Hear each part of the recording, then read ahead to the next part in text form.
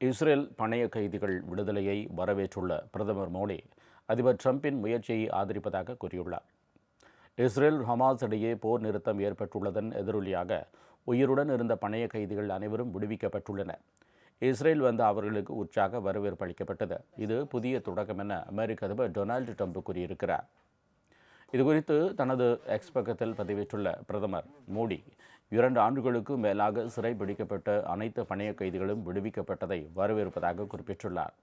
அவர்களின் விடுதலை அவர்களது குடும்பங்களின் தைரியத்திற்கும் அதிபர் டிரம்பின் அசைக்க முடியாத அமைதி முயற்சிகளுக்கும் பிரதமர் நெட்டன்யாகுவின் உறுதியான உறுதிக்கும் ஆசியாக நிற்கிறது என்றும், பிராந்தியத்தில் அமைதியை கொண்டு வருவதற்கான அதிபர் டிரம்பின் உண்மையான முயற்சிகளை ஆதரிப்பதாகவும் பிரதமர் மோடி கூறியுள்ளார்.